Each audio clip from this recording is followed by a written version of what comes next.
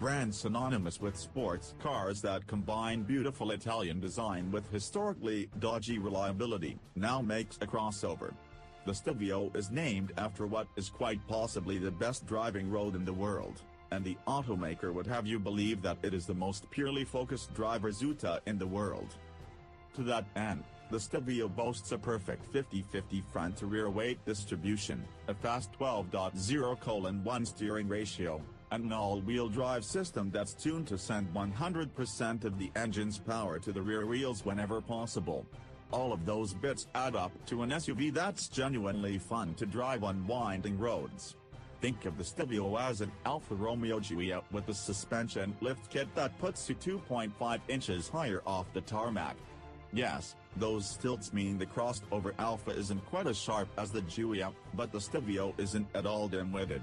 It's a true Alfa Romeo, in spirit and in execution, right down to its standard carbon fiber drive shaft. The Stelvio shares its 111-inch wheelbase and its double wishbone front and Alfa-Link rear suspension systems with the Giulia. That's not to say that the Stelvio drives as well or looks as good as the Giulia. The crossover is 2 inches longer and 8.9 inches taller than the sedan from which it was born.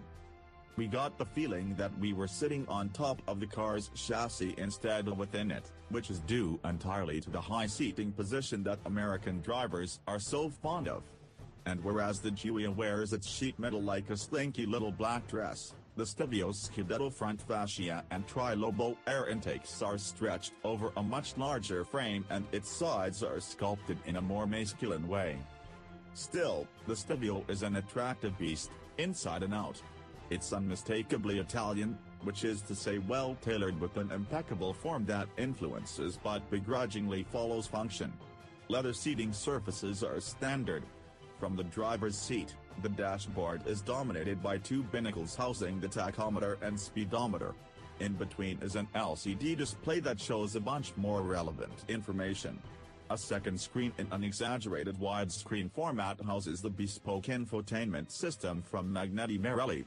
That LCD's unique shape makes it look smaller than the Stelvio's competitors, especially as its pinched height makes the backup camera image appear pretty small.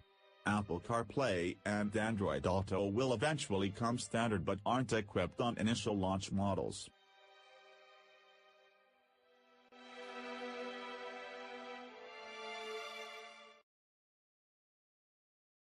If